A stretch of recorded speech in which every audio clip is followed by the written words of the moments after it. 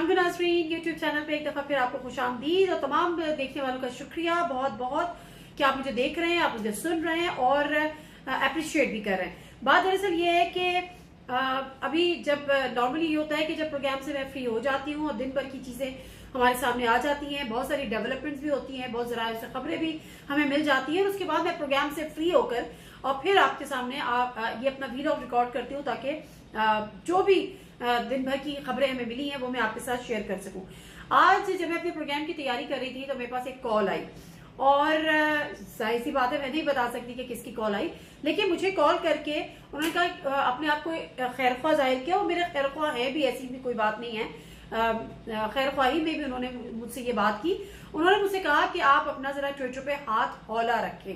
तो मैं हंसने लगी, मैंने उनकी बात को थोड़ा सा इजी लिया और मैंने मजाक में उड़ाया। कहते नहीं, मैं मजाक नहीं कर रहा, मैं सीरियस बात कर रहा हूँ। अब हमारे यहाँ जो है इन चीजों को बड़ा मॉनिटर भी किया जा रहा है, इन चीजों पे बड़े एक्शन लेने का भी सोच लिया गया है, तो आप जरा अपना ख्याल करें और इन चीजों जरा ऐसा ना हो कि वो जो गेहूं के साथ साथ घुन भी पिस जाता है तो पता नहीं क्या क्या होने लगे। और ये जो सफोकेशन है ना इस माहौल में, वो हमें महसूस हो रही है। मतलब हम आगे जाने के बजाय हम पीछे जा रहे हैं। हम पाकिस्तान की सालगिरहें मना रहे हैं। पाकिस्तान की पिछले साल हमने 74th जो है वो फ्रीडम को या आजादी को या उसकी सेलिब्रेट किया। इस दफा हम 75th करने जा रहे हैं, लेकिन हम आगे जाने के बजाय अनफॉर्चुनेटली पीछे जा रहे हैं। हम क्या करेंगे? क्या आप जबरदस्ती अगर किसी की आवाज बंद कर भी देते हैं तो क्या वो जो ख्यालात और जो चीजें आपके जहन में उठ रही होती हैं, जो सवालात आपके जहन में उठ रहे होते हैं,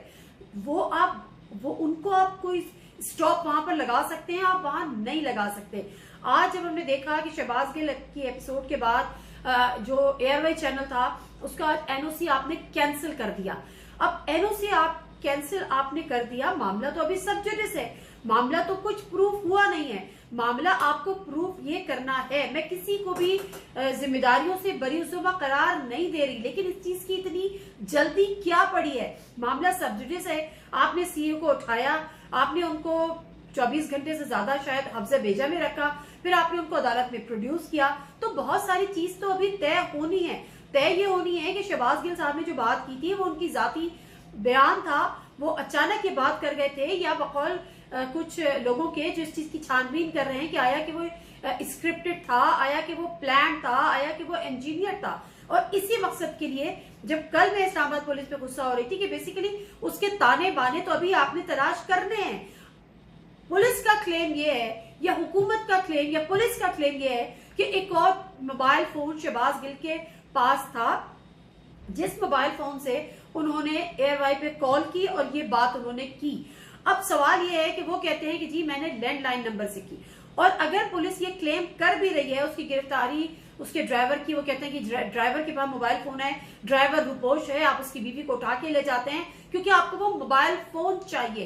तो ये सारी चीजें अभी तय होना बाकी हैं, ये सारी चीजें अभी इन्वेस्टिगेट होना बाकी हैं। तो जब आप इन्वेस्टिगेट होना बाकी हैं तो उस पर आप एक्शन किस तरह से ले सकते हैं? अदालत में ये प्रूफ करने पे नाकाम रहे प्रोसिक्यूटर कि जी उनके पास एक और टेलीफोन था, क्योंकि शहबाज गिल साहब इस बात पे बजिद थे कि उनका जो फोन है वो एक ही है और जिस नंबर से या जिस लाइन से उन्होंने एयरवे पे बात की वो लैंडलाइन नंबर था उनके कैंप ऑफिस का। बहरहाल मुख्तसर सी बात ये जिस सफोकेशन की मैं बात कर रही हूँ कि आज मुझे अलर्ट किया गया, और ये अलर्ट सिर्फ आज नहीं किया गया, कल भी किया गया था। मैंने कुछ ट्वीट भी की थी कि वक्त आ गया है कि एक एक कदम फूक फूक कर रखा जाए, और वक्त आ गया है कि एक एक ट्वीट फूक फूक कर की जाए। और बहुत सारी चीजें जो हमें पता चलती हैं हम बहुत तरीके से बहुत कुछ थोड़ा सा करके हम बता देते हैं, लेकिन अब वक्त वो आ रहा है। और ये बात मुझे कल भी एक शख्स से मेरी टेलीफोन पर गुफ्तगू हुई, उन्होंने कहा कि अब इस बात पे जीरो टॉलरेंस है, यानी अब फ्रीडम ऑफ एक्सप्रेशन पे जीरो टॉलरेंस है। अब अगर आपको कोई बात पता चलती है जो किसी बड़ी शख्सियत से मंसूब है या बड़े इदारे से मंसूब है तो वो उस तरह से आप नहीं कर सकते। अगर आपके जहन में वो सवाल उठते हैं जो आपने करने हैं, अब आप वो सवाल नहीं कर सकते। तो ये चीजें तो हो रही हैं, बहुत तेजी से हो रही थी, लेकिन अब वो बिल्कुल आखिरी मराइल पे। एक चीज तो बड़ी क्लियर कि अब उसमें जीरो टॉलरेंस है, अब ये चीजें बर्दाश्त नहीं करे जाएंगे। अब अगर आप सवाल उठाएंगे तो फिर आपको उठा लिया जाएगा।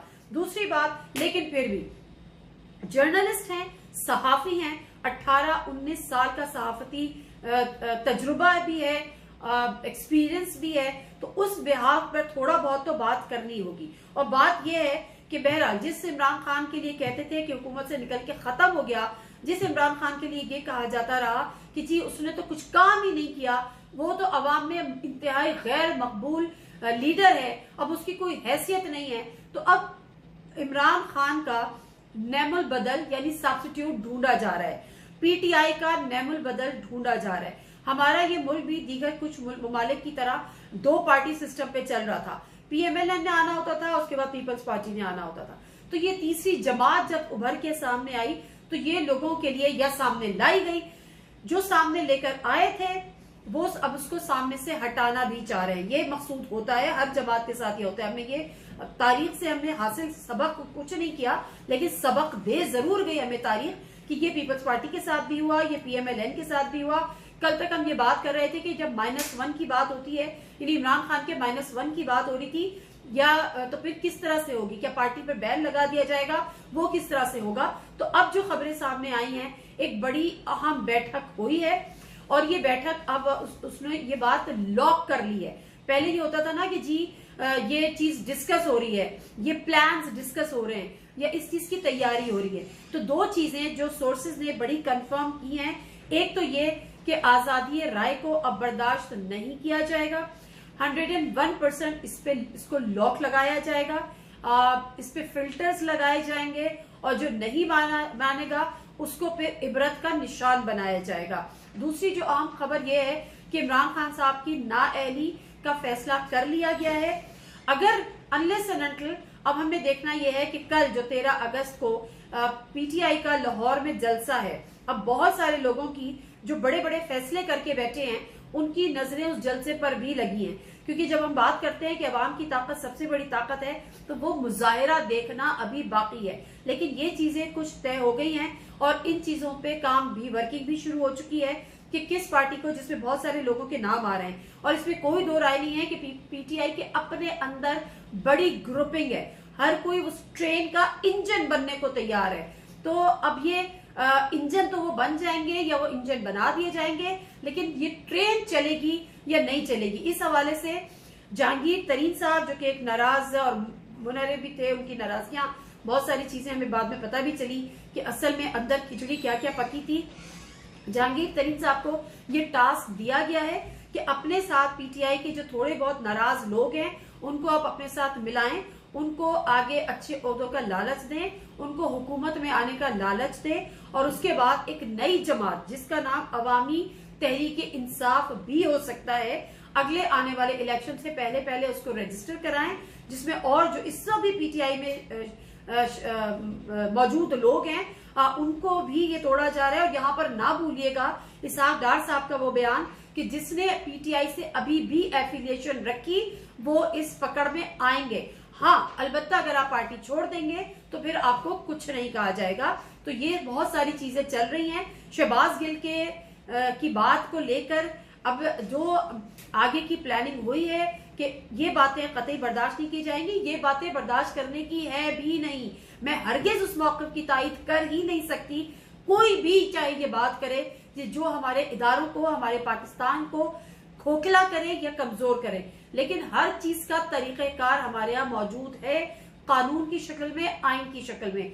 जिसकी भी खिलाफ वर्जी हुई है, तोड़ा गया है, उसको बॉर्डर लाइन क्रॉस की गई है, रेड लाइन क्रॉस की गई है, कानून मौजूद है अपना रास्ता लेने के लिए। और यही आज हुआ कि मजीद जिस्मानी रिमांड जो प्रोसिक्यूटर की ख्वाहिश थी, जो हुकूमत की ख्वाहिश थी, जो पुलिस की ख्वाहिश थी, वो पूरी नहीं हुई और कहा कि जी 73 घंटे बहुत थे, जो आपको उनसे उगलवाना था, जो उनको स्टेटमेंट लेना था, वो आपने ले लिया। लेकिन ये बात सिर्फ शहबाज गिल पर आके ना रुकने वाली है और ना रोकी जा सकती है।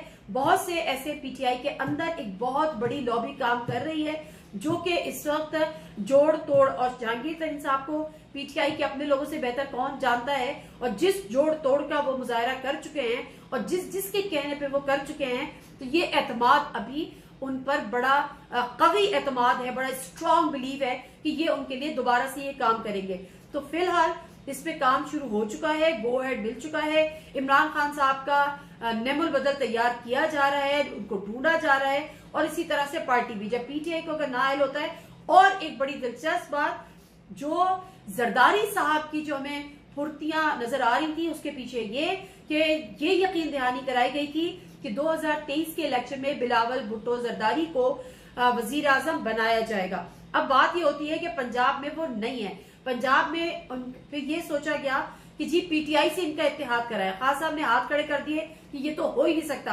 अब तो वो कह चुके हैं 2/3 अक्सरियत नहीं मिलेगी तो मैं हुकूमत ही नहीं लेता। तो सब अब अगर दूसरी पीटीआई आपने खड़ी की है, जो आप पाकिस्तान तहरीक इंसाफ के बदले आप अवामी तहरीक इंसाफ को, और पीटीआई के लोग वहां पर जाते हैं, अगर उसी तरीके से आरटीएस बैठ जाता है या बिठा दिया जाता है और वहां से वो सीटें निकलती हैं, तो पीपल्स पार्टी के साथ इत्तेहाद होगा और जो वादा किया गया है जरदारी साहब से उसको अमली जामा पहनाया जाएगा। तो तैयार रखिए। वेलकम टू पुराना पाकिस्तान कहने वाले बिलावल भुट्टो जरदारी अगले prime minister of Pakistan. Nadir Mirza को इजाजत दीजिए। अल्लाह हाफिज।